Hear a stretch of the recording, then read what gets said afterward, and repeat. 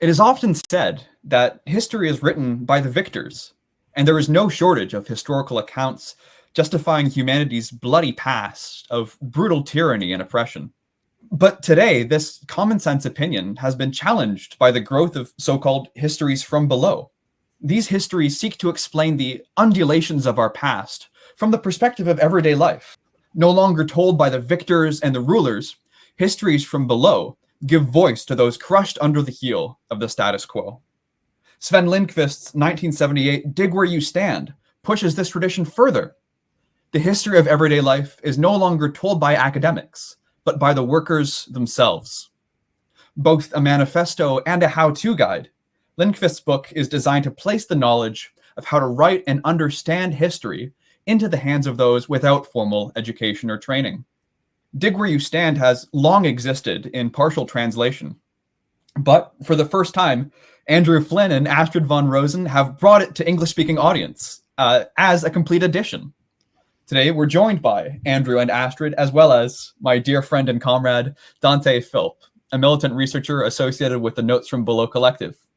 So, Andrew, Astrid, Dante, thank you all for agreeing to speak with us today. Thank you.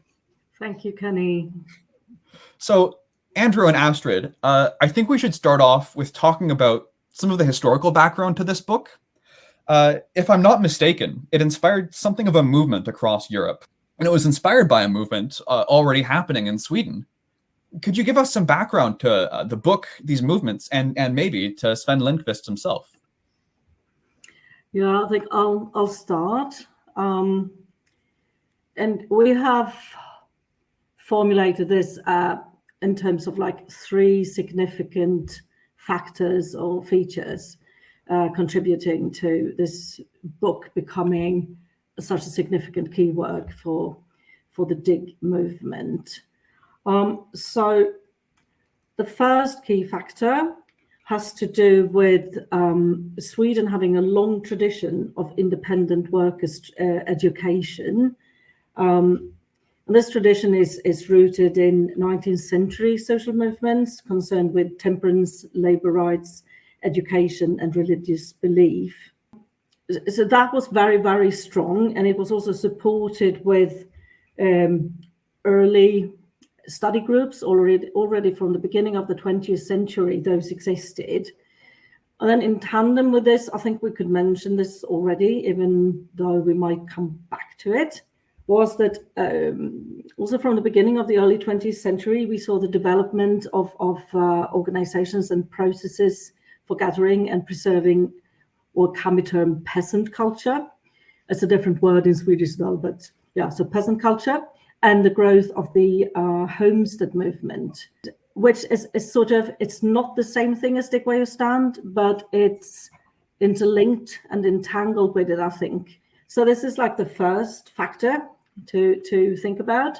And the second one, and now we have to move up to the 1960s, and the industry undergoing a major structural upheaval, which meant that many smaller factories, they were merged into larger conglomerates. So of course, I mean, it's sort of self-evident, but a result of this process was the need to save a cultural heritage, and this is workers' cultural heritage, and also which can be termed, I think was described as lost buildings. So it's also a very material culture we have to look at here. And Sven Lindqvist was very much aware of this, and he was also traveling internationally, linking up with people involved in, for example, industrial archaeology. So it's like a bigger international movement resonating very closely with the Swedish context. And what is important here, and this started during the 1960s, but became very intense early 1970s, and that was local governments supporting establishment and work of local history study circles. And this was also, it was spread by and large via media.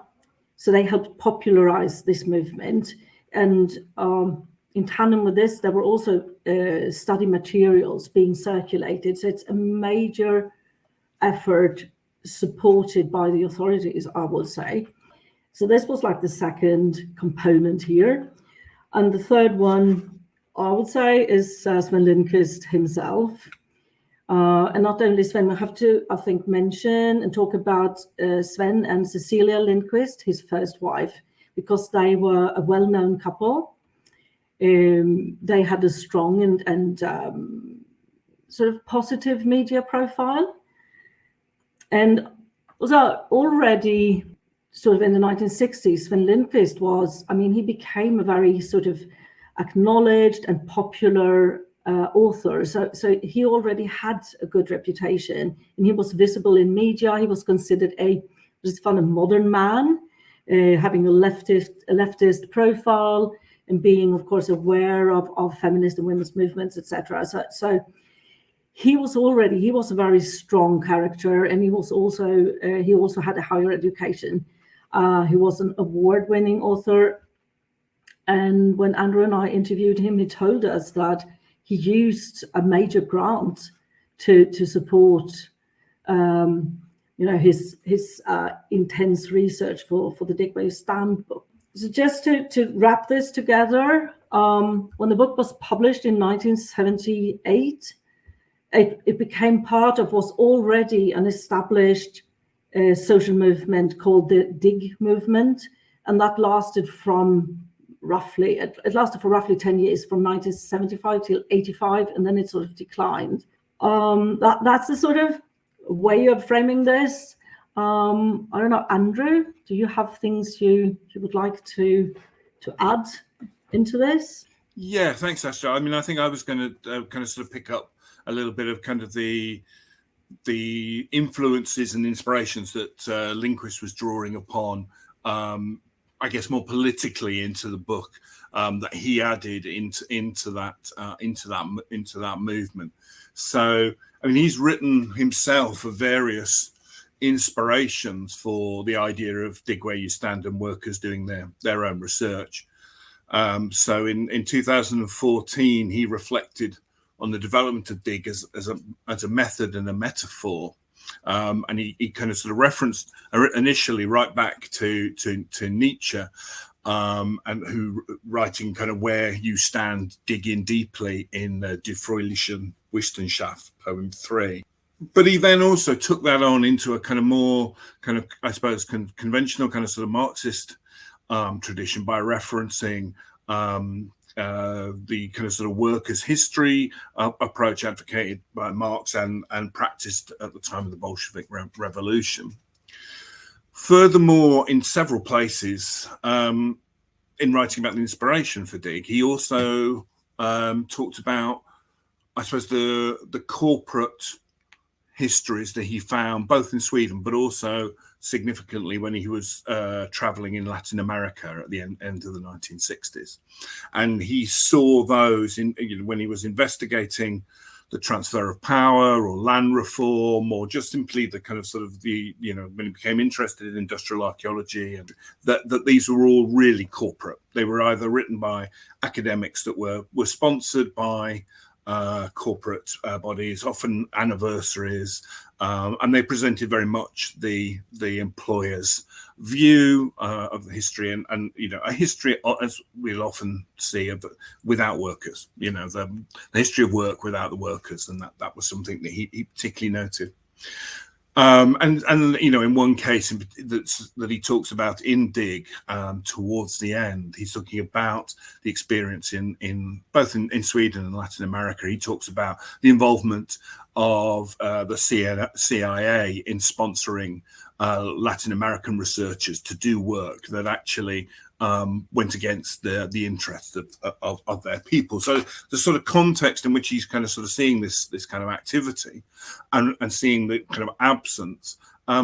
Interestingly, he sees a contrast and sees the revival of this tradition that he dates back to Marx and the Bolshevik Revolution in China, in the when he's in China at the time of the great, towards the end of the Great Leap Forward period, and he talks specifically of the return of the original idea of workers' history of their work and their workplace, and the idea of digging the bitter root, writing, he says, of the aim to uncover the hardships and indignities of pre-revolutionary working conditions, and noting that the results were published and put into exhibitions, portrayed over local radio and things like that. I don't know. I think we come into a kind of slightly complicated area of what we make of that particular route and his understanding there. Because as we know that these kinds of the revelations of digging the bitter root are also often used as justifications for the imprisonment and sometimes execution of individuals in that period. So it's a difficult route, I think, for some of its work. And Lindqvist was clearly aware of the political and economic crises, the famine and the abuses which characterized this period, because in his book China in Crisis, which was published in 1963, which kind of talked about his observations, conversations and experiences, he kind of sort of talks about, I'm not from an entirely uncritical perspective. It's got a really interesting perspective on what's positive, but also what's been negative about that experience. But he doesn't explicitly go into, unfortunately, this what his contemporary view of the kind of the workers' history at that point. So I think it's a really interesting connection for him to make, and he makes this later on in life. He makes this connection in a couple of places, but as late as 2014. So I think it's interesting to consider those roots and what we think about it. It's clear that his connection to Marxism, or at least state communism, was kind of ambivalent at best. In 2012, he found himself surprisingly being awarded and accepting the Swedish Lenin Award. And he noted his surprise as well as his pleasure. And in his speech, which is really interesting and is available online, he refers to his criticisms of China and other revolutionary struggles at the time, but sort of says, I'm particularly pleased to receive the award, as I see this in a recognition from the Leninist left of an opponent of Lenin and most of his teachings, of a feminist traditional social democrat like me. So he's in an interesting position with claiming some of these legacies. Also, when we get into what the book's actually proposing, he's talking about transitions to industrial democracy. Quite what's meant by that isn't spelt out. But I think there's a kind of really interesting kind of sort of lineage and political tradition there, which is interesting. One more thing to say, I think, before kind of sort of throw it back, is that he's also, and I think this is crucial for kind of our interest, I guess, is that he's also part very much of a political and intellectual tradition of the time, of the kind of late 60s and the 70s, which is looking at ways of creatively democratizing knowledge practice, knowledge creation practice, cultural practice. He explicitly refers to the lessons that can be seen from participatory practices in the arts and thinking, well, why, there's no reason why we can't transfer this to history writing and worker writing. And he's really closely associated with a kind of, a widespread global movement, really, an intellectual tradition which sees activists and academics in history workshop, in oral history, taking on the mantle that history is, in that famous quote, too important to be left to professional historians, to think about kind of ways in which, in that period, we can look and he's talking with people in the UK like Ralph Samuel and Paul Thompson, Ken Walpole. When he comes to England, he tours Workers' Education Association and trade union branches and talks about where you stand. And that you can look at the kind of sort of, the movements in South Africa, in North America, across Europe, that are kind of reflecting a similar, really important tradition about collaboration, between academics and activists around history and why history in particular, but part of a broader practice towards knowledge production and the democratization of knowledge production. Great. Yeah, it's interesting that you mentioned Raf Samuel, and I think obviously the parallel tendencies and traditions. I think I was quite lucky to be reading some of Raf Samuel's work as I started reading this book as well. So it's like you're finding all these kind of synergies and also kind of dissonance as well between some of the texts and approaches. I mean, my question, hopefully following up from that, about internationalism, but rather than the internationalism of a particular kind of 60s, 70s intellectual current, is rather that there's a kind of distinct internationalist political impetus to the book as well. Whether or not, yeah, clearly distinct from a kind of Leninism, as you mentioned. So yeah, the internationalism is kind of multiform and quite diverse.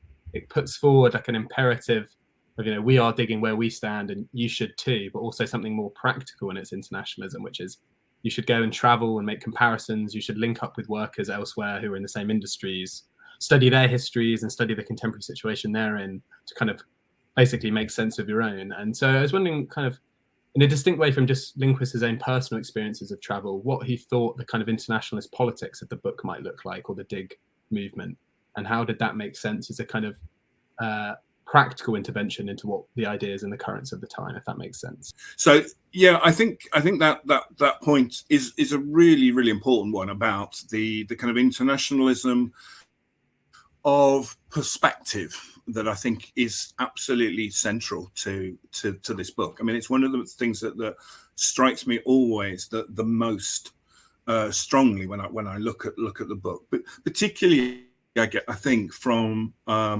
UK perspective, because I mean, one of the things that we haven't really said, although it was indicated at the beginning, is this book, you know, doesn't really exist in the English language to a wide audience prior to this publication now. So it's different in the English speaking world to what Astrid will talk about elsewhere. So there is a short article in an oral history journal and published once elsewhere, and there are conversations that he's had, and he goes to speak at particularly influential places. But and the article is a very political article, actually. If you read the original article in Oral History Journal, it contains this kind of internationalism and this politics to why he's doing it. But I think that it comes to have, as it's understood often in English speaking world, quite often kind of been sort of seen as an approach to do local history. You dig where you stand, and it's associated with a kind of sort of very local history. And not that that's not important. And actually, you know, that the book does roots and stresses the importance of understanding roots and locality. But sometimes it's presented critically, I think, in English-speaking audiences as a kind of local, parochial, you know, inward-looking exercise. But when you actually get the book and you look at the book and you read the book in English, the first thing it takes you is that it takes you into the world. The first pages of the book are all about, you know, suggesting to people to look at the international connections of their industry, of their workplace, of their trade union movements, and it puts that front and center before, you know, saying then you know go and really dig into your local situation, but look first at the global parts of it. And you know, that first chapter then, you know, takes a group of workers to Britain to look at the industry that the book is about. So the book is focusing on the cement industry in Sweden in the 1970s. But the first thing it does is takes those Lindqvist and a group of workers to Kent and looks at the cement industry there and talks to workers there. And I think that's such a powerful starting point, because it's talking about both, you know, how capital works internationally, how industries work as multinationals, but it also talks about what you might learn from others, from what bonds of solidarity, what bonds of collective action might result from having that international perspective. So I think very, very strongly right from the beginning that's there in ways that I think can be missed if we don't have this volume. But I think I think it was understood differently, or at least potentially differently, in Sweden and elsewhere, where that translation of the book was all there. Yeah, maybe I can just add that when the book was used within the Dig movement, it's not certain that it was read by everybody, because it was introduced. I mean, the methods and the ideas of the digging, they were introduced by the leaders of the study circles. So people might or might not have read the entire book and used it as, I mean, an academic might sit there and read, okay, this is the method and I will apply it like that. But it's something else. And I think this is important to mention. Andrew also talked a little bit about art and that dimension. Well, it was a lot of involvement bringing in theater, performance, artistic work. It's very like a creative thing. And also the results were not necessarily always like written text or published books. It could also be exhibitions, for example, or performances. And this expands also the idea of Dig only being concerned with male cement workers, because the study circles would involve all sorts of people. So it would be like Andrew talked about the community.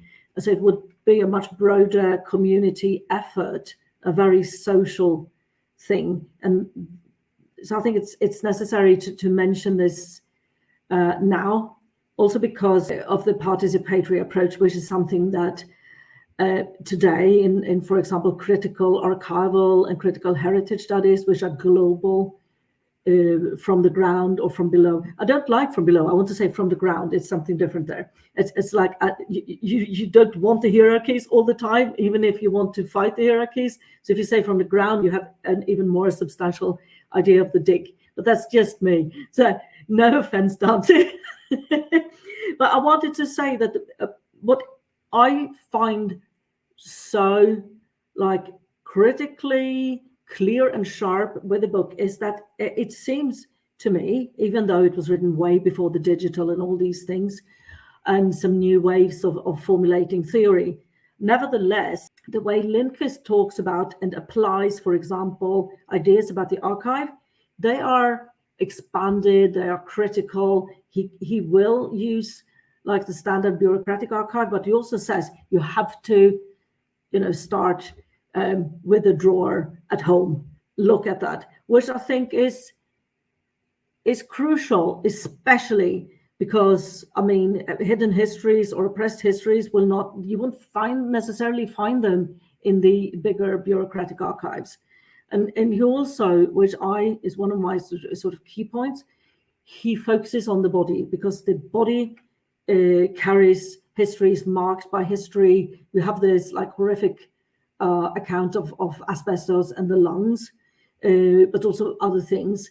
So, and that is so before its time, because even today, we have, okay, it comes a bit feminist theory now, but it's like patriarchy pushing away feelings and the body and things. But Lindqvist actually tells the stories, and he does it so well because he's a good author. And then, as Andrew and I talked about before, he doesn't stop when he finds the materials. He takes it further. So he actually works through the materials with like productive questions. He explores power, and then he gets a result. So I think that's still highly useful, and also to me it's updated. So I am not so disturbed by he uses this and this type of materials. We can use other materials, but the way he does it and the full process being accounted for, I think that's really, really important. You make a really interesting point there that hadn't occurred to me initially when reading it, but it's totally obvious now that you mention it, that there's something very unique in how he's thinking about history. Oftentimes when people speak of history, it's almost as if it's something that exists beyond us, that we're not able to touch, that it's in some sense impersonal. And based on what you said, it makes me think that a lot of his reflections and what's so impressive about them is how he restores the personal to its proper domain in history. And when he talks about find out what your parents did for work, find out their histories and all of this as well. But the question that I wanted to ask in following up with that is, I'm particularly interested in, again, how he thinks about history, but also for the sake of conducting militant research. So history is usually thought of as in some sense passive or as what has passed. And there's this real tendency I've noticed among some other activists to just disregard history for exactly that reason. It brought us where we are, but maybe it can't take us where we need to go next. That is a history that we need to make for ourselves, what comes next. But some of Lindqvist's most startling pronouncements in this book are about history in his sense and how it isn't something that's past, but is something which lives on in the present in the form of capital invested, labor stolen, and fortunes built upon the mangled bodies of dead workers. You mentioned the chapter on asbestos, and some of the descriptions in that are horrifying, but doubtless accurate. Could you both possibly say more about what history is for him and what we're supposed to be gaining for future struggles in looking at history today? I mean, I think you're touching on what I consider, and I'm sure Astrid would agree, and certainly I think was what Lindqvist would agree is the central thrust of this book. In different places, he describes history as being alive. History is not dead. History is dangerous. History is a threat. Research is a weapon. This is not a passive or an activity to be undertaken as a leisure activity. Not in his intention. I mean, whatever people take from it and how they do with whatever his intention, but he is writing about the understanding of history being very, very much with us in the present. And that idea, I think, is a relatively conventional one these days for many. Is that that if we want to understand, our contemporary societies, whether it relates to industrial organization or racism or patriarchy, then these kind of looking at kind of the past is a really, really important issue. Whether we do that, as Lindqvist would suggest, in order to begin the process of changing that present and looking for alternative presents and futures, that would be a different question. But I think this is what inspires and motivates Lindqvist and this book to be different, I think, from a lot of other accounts of how you could do your own history. Astrid and I, as she suggested, we were talking earlier about what's different, and I've got quite a lot of movement books on how to do your own history, and they're very good, and they're very focused on the practical. But what they don't do is they don't actually go through the process. They don't present the results. They don't go and actually work through the examples of the accumulation of capital. They don't work through what happens with strikes or the asbestos. But Lindqvist books not only provide you with the methodology and the motivation to do it, he actually works through it and says, this is what it shows you, this is what you can find out.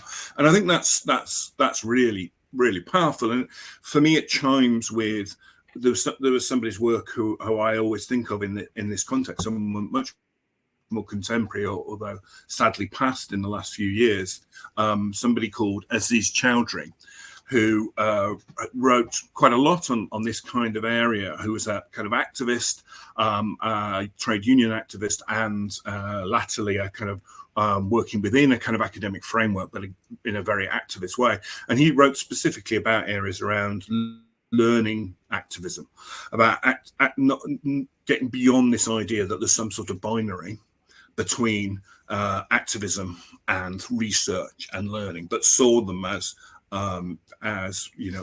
inculcated really strongly together. And he also saw that historical research was important and an important resource for activists. And I think Lindqvist, is pushing that notion very strongly 30 years ago. That it's 40 years ago. That actually activists can learn about their current situation and the current organization of society now on their workplace through looking at the past. And he provides, I think, this amazing metaphor really of the picture. That if you're going to change the picture, whether it is of your kind of immediate workplace environment or more broadly, as he's hinting towards this kind of transition to a more kind of industrial democracy, first you have to understand the history, and first you have to change that history and put the worker or the community or the individuals at the heart of that history, and have that, and to then use that history as a resource or as a stepping. One further kind of sort of connection, just to kind of sort of interested in how these ideas that.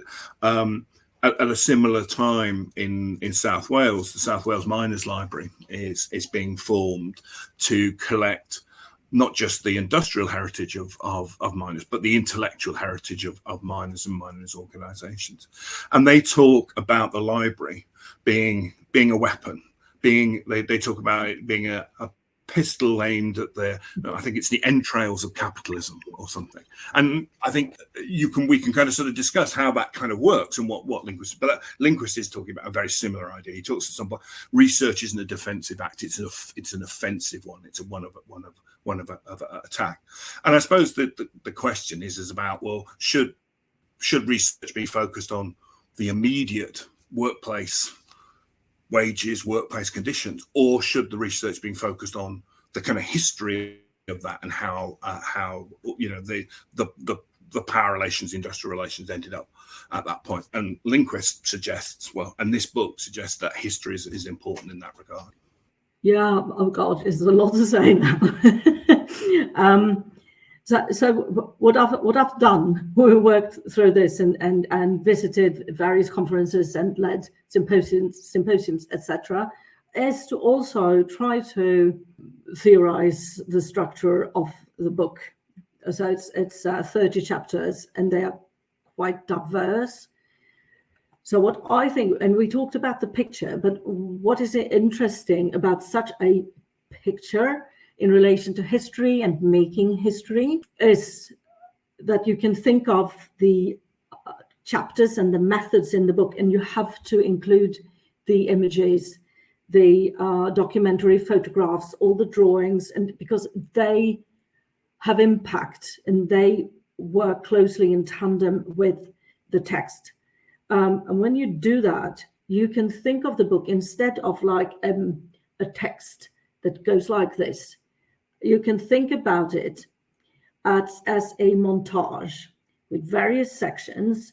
And what is important with a montage from a theoretical perspective is that the connections between the various methods, writings, images, and results, because there are results and there are very interesting juxtapositions.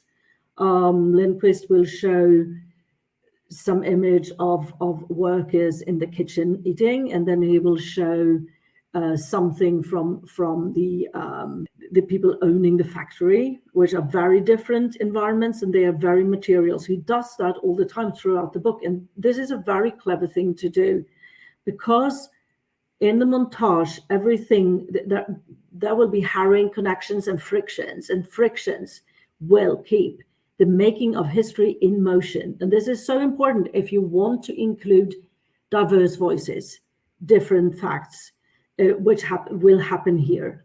And it's also very difficult in terms of when you work with memory and things like that, to say this is the only true version. That won't happen. So telling the story will add yet another dimension, friction, layer, piece to the montage or the puzzle. So I think this is my way of understanding the book and why it is so powerful and interesting. So I'll read this from the book. not to talk too long. So history is set in motion in a multitude of dynamic and critically fruitful approaches, engaging oral history, visual analysis, archival research, memory work, spatial explorations, and critical reflection. It does all that, which is a lot. And in general, I would say it would take like not one scholar. You have to work together. Again, it mobilizes the social. So that's sort of my way of understanding what he does with history. Perfect. I think that it leads really well onto what I wanted to ask about regarding a bit of the form the book takes.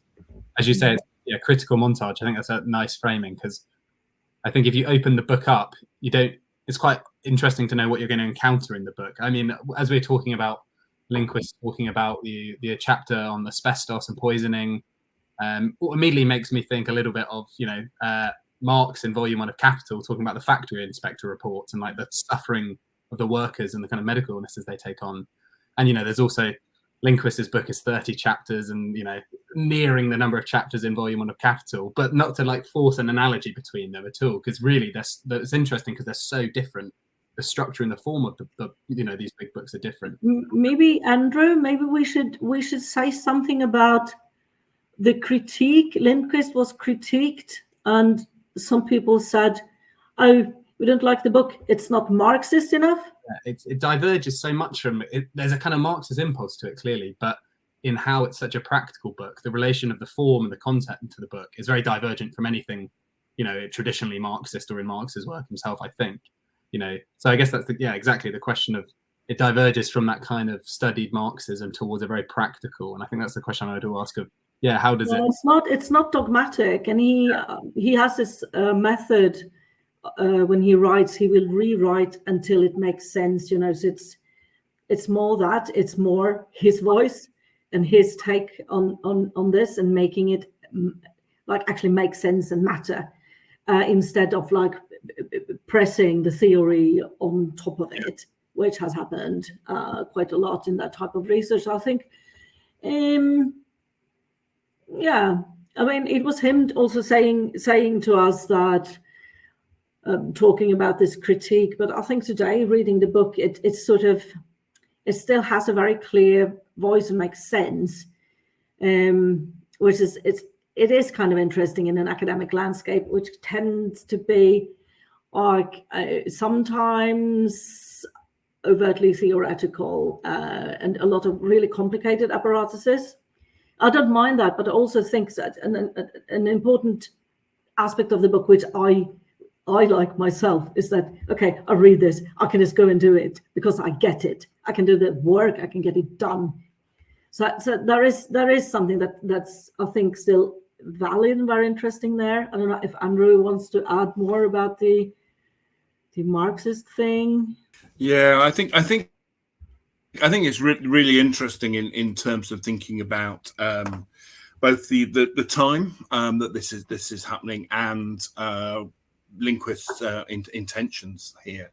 So he as Esther said, he said to us, that the one of the when we asked why it wasn't published in England or in English, when this manuscript had kind of been prepared, and there was he was certainly interested in doing this, and he was connected with the history workshop movement and oral history and all that. And he said both that it was on one hand not Marxist enough, and on another hand it was too Marxist. So that for a kind of audience that was kind of interested in local history and doing that, it had this other dimension, but it was also playing in. He spoke at the History Workshop conference in, I think it's 1981, where there is this huge kind of ruckus about the role of a kind of more focused community history, popular people's history, against the kind of much more theoretical approaches that were being advanced by the Centre for Cultural Studies and Stuart Hall, amongst others, who were present at that conference. I'm pretty sure that Lindqvist was speaking at or present at that conference, but certainly his work is it's coming into that debate where there is a lot of debate about, what is the form of popular political history making and activity, and what's the role in theory in there. And his aim is very, very clearly, he's not saying this is a manual that everybody has to follow, or everybody has to follow the steps. In fact, he says on a number of occasions that things is, I'm speaking to you because I want you to develop your own dig where you stand methodology, your own manual. I want to do it for your national situation, for your country, for your industry. So it's not a kind of sort of dogmatic manual. He wants it as an example for others to take on, and we certainly see that. It gets transformed quite a lot when it's translated to German. The study circles spread into other countries. So there's a practice element, but also you take this away and you do with it. It's not something that is canonical in that kind of way. I think it is worth thinking about, though, about like one final word on this, because I think it's like, well, success. Does it do what Lindqvist is suggesting in this book? And Astrid's already said, these study circles expand to kind of huge numbers, and then the decline. And certainly, this kind of the possibility of this transition to industrial democracy, and the kind of a transformation of capitalism in Sweden doesn't happen, as we well know. But if you look at the last chapter, which is written as if from about our time now. I mean, it's written, I think, from the early 2020s, and it looks back on the huge contribution that barefoot researchers in collaboration, workers and things had played in this transformation. So that didn't happen, and I think that's something that we need to account for when we also think, there's still the kind of attractiveness to international groups like the from Below network and things, that people are seeing stuff that's still there. And Lindqvist himself in 2014, accounting for that transition didn't happen, did still kind of sort of say that there are very important things that did happen. That this was a social activity, so it's collective, it wasn't individual. So people were doing things together, and that in communities were building other solidarities and other materials. And he also said that they created and created exhibitions, created histories that meant that it was very hard for this point on to shift the worker and other communities' experience out of the historical narrative. So if Dig Where You Stand didn't necessarily transform society in that kind of obvious way, it still made changes in the kind of historical narrative, the kind of the stories that we can tell, and perhaps that changes. It's a longer seeded thing, but that account, I think, is something that is important for all of us to kind of consider about what works and what doesn't when we're talking about this kind of idea of history being important and having an impact. I just want to mention also the real tension between the elitist academic researcher and the worker researcher. At least in the Swedish context, sometimes they were being devalued or described as like really bad amateurs and things like that. So there is a real tension, and this was brought up at one of the symposiums, and it's not an easy one, because one way of reading, understanding this is that it should be collaboration, because an academic researcher not coming from, for example, I do a lot of work with alternative dance and activist dance and things like that. So I take an example from that. Even if I have been a dancer myself, I don't know the work the local performers actually do, but I can certainly contribute ways of conducting archival research, and I can contribute theory that will, for example, give a choreographer the opportunity to allow his or her or their dancers to have their own voices. And before this was like pushed away. But now this is happening, and this comes out of the Dig Where You Stand movement. And I've provided theory and I've provided structure, but they take the research now in their own hands and go into the archive, and they do it so well.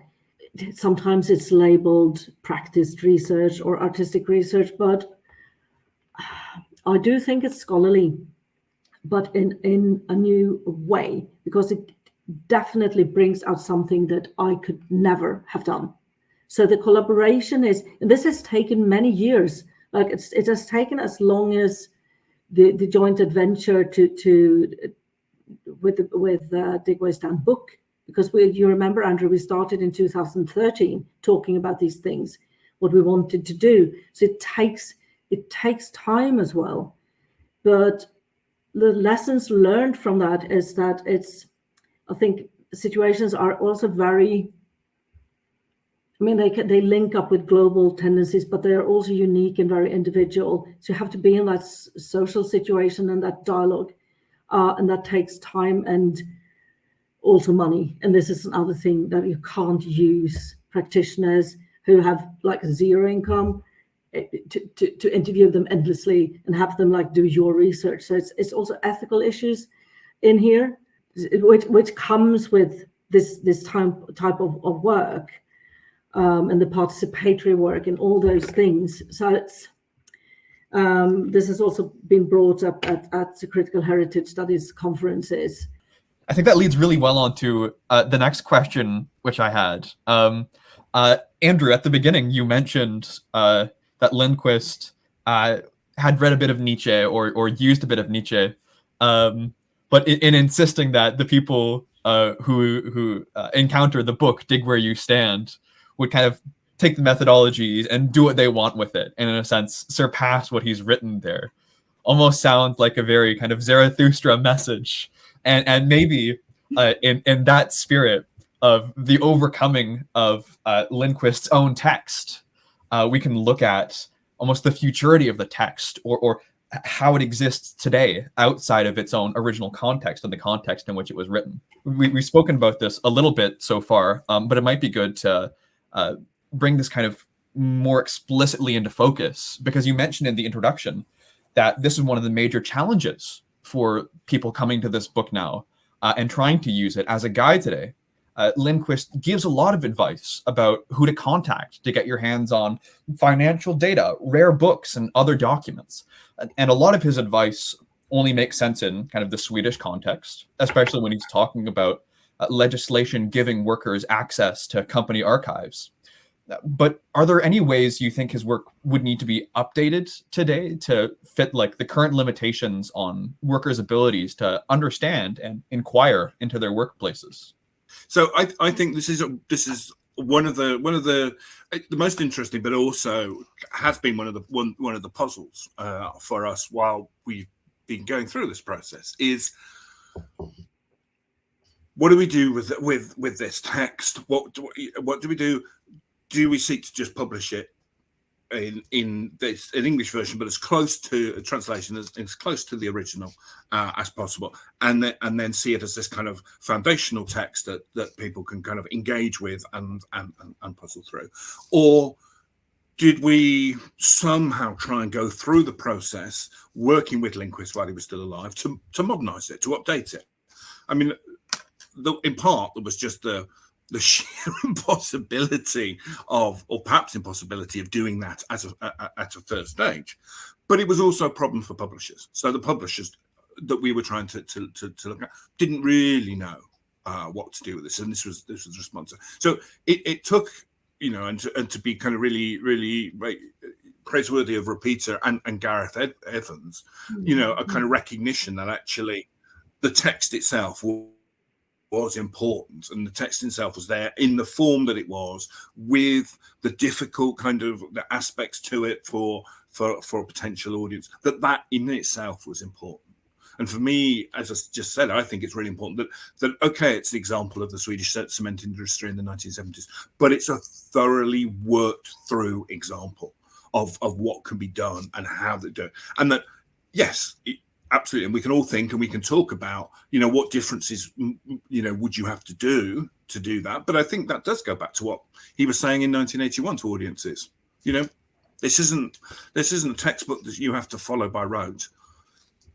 Go away and do your own. Use this as an example. Use this as a kind of starting point. And I think that's where I am now. Is I think that this provides a foundation that you can kind of look at and you can discuss and you can think about and it can inspire.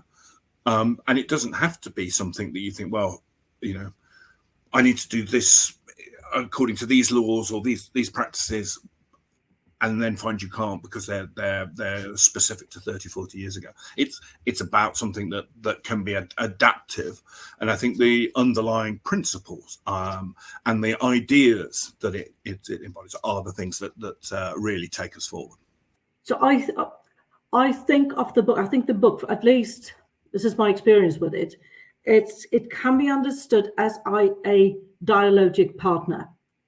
So books are not a material thing that they are not necessarily a silent thing, because this book certainly talks back to you, and it does so in a very prompting way. It's like an activist script. It's full of instructions, isn't it? Like you go there, you start doing that, and I think, of course, whoever starts reading it and wants to use it will have to transfer or translate the instruction into their current situation. So, because the archival situation in Sweden is not what it used to be, and we have this global circulation of massive materials, and also there is a lot, but for the excluded group there might be not so much. So it's all these issues, but I think the sheer sort of heading like archive is a useful one. And then of course you need to be aware of the bureaucratic archive and the memory and the body, etc. That is in itself so productive, I think. So that's one thing. The dialogic partner is one thing. The other thing is the social thing, and then I think we can get inspiration from the study circles, and maybe also from the tradition of the academic seminar. But I don't want it to be solely academic. I think it's really, really important to share this and do this in communities and groups that are actually engaged in this, in sort of really shifting their history and making it happen. And then I think, of course, it's something really essential happens when you read it and you talk about it. So I really would love to go back to that, like having a reading circle with engaged people. That's a good way of handling this. And also get away from the standardized format of methodological instructions and books that students are so used to today. They come in a standard format. This is something else. So it's also this thing about reading a key work, a foundational key work, because if we can do it with Freud's writings, discuss the societal context and all these things, we could do it with Lindqvist. So that's, and I've got one more point.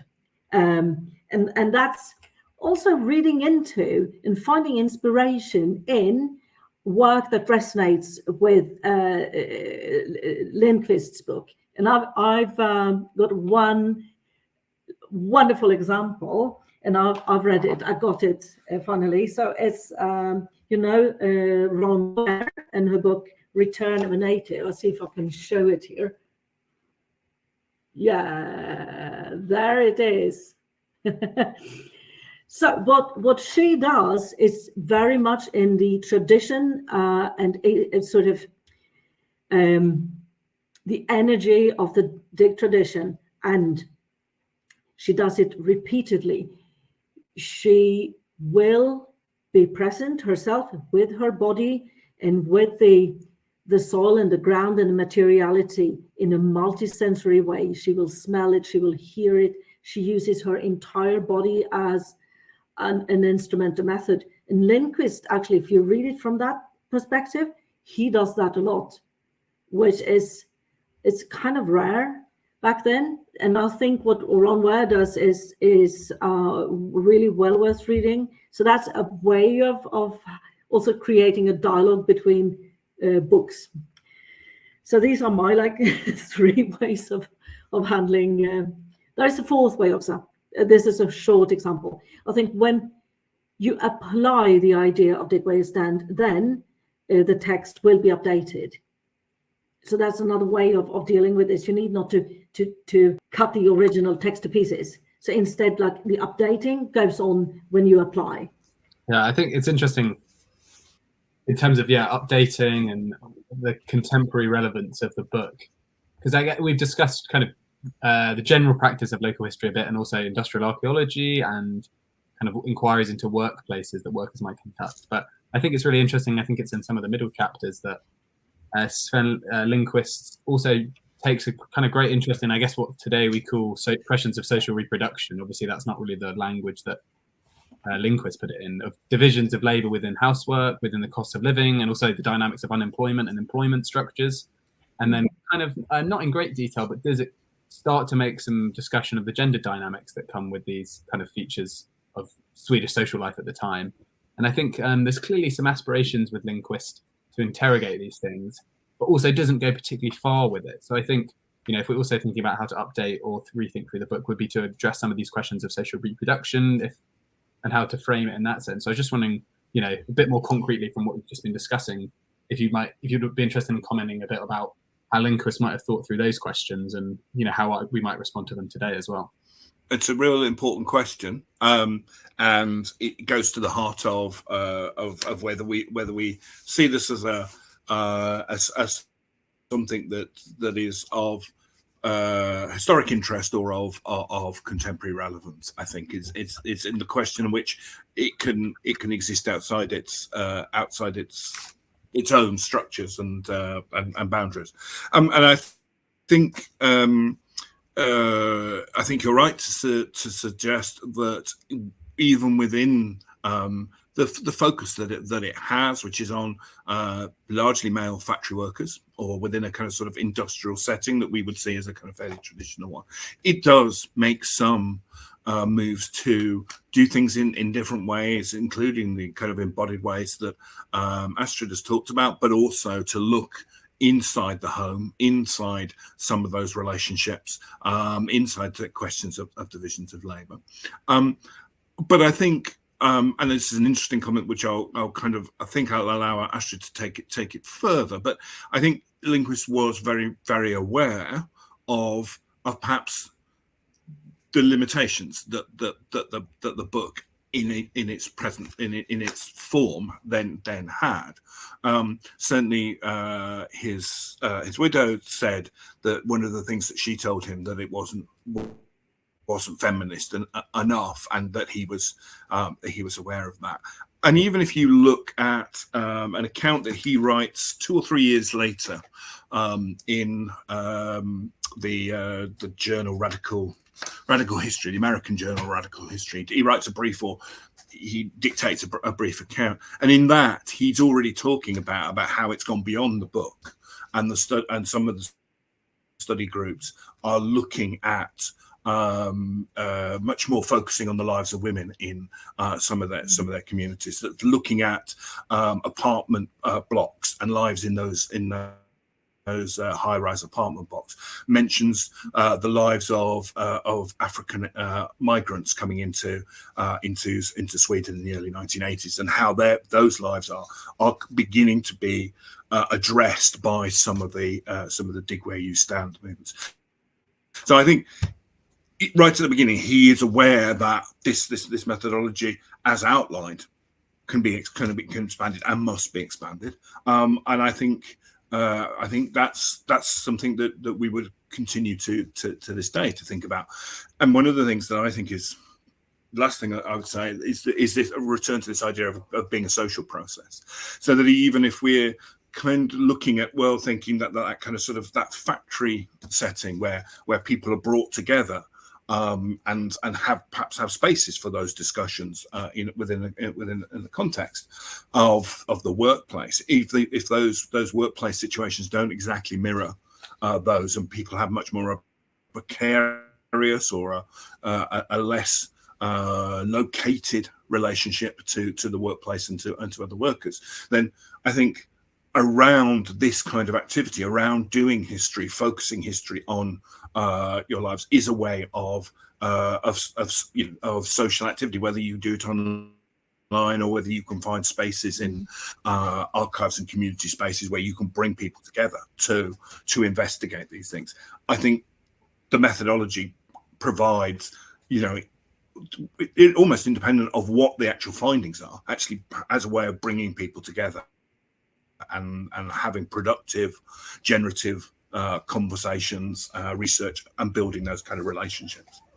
Yeah, just to return to the question of Sven Lindqvist being aware of, for example, feminism and critical issues. And so I think looking at his entire publication list, it demonstrates that definitely he has a very high level of critical thinking and awareness, even though in Dig Where You Stand it centers on mostly male individuals. But I agree with Andrew that as soon as you expand this from the male author, you might look at Cecilia Lindqvist in the photographs, for example, you expand that and into the study circle context, there you have a much broader community and diversity. So I think you have to think, maybe we could think about the book as part of a network of care, is like a modern notion, but I do think doing that, you'll have the book brought into context where things happen, things are being done, and it's nothing in the ethos, the methodology, the approach to Dig Where You Stand will stop, for example, people of color. I ended up, because of the local communities, researching Black dance history in Sweden. And that would never have happened without this, tight collaboration. And then the Dig approach, I think, was very, very useful because also of the diversity in the methodology. So I think updating happens when you do it. You have to do it. You have to. Otherwise, it's well, of course, it can be a rewarding read, and it does something. But it's also I think really, this is an activist, like prompting instructions. You will have to feel inspired and get out there, do things, also read things, which is also doing. So I'm nothing against reading. And I love philosophy as well. Well, on that note then, I'm very sorry to say, I think we're just about done this interview. So normally at the end of these conversations, I like to offer our guests an opportunity to plug anything that's going on in their lives. Do you have any projects going on that you'd like to share with our listeners, or anything else that's coming up that you'd like people to know about? Well, I can start. I already mentioned the Black Dance History Project.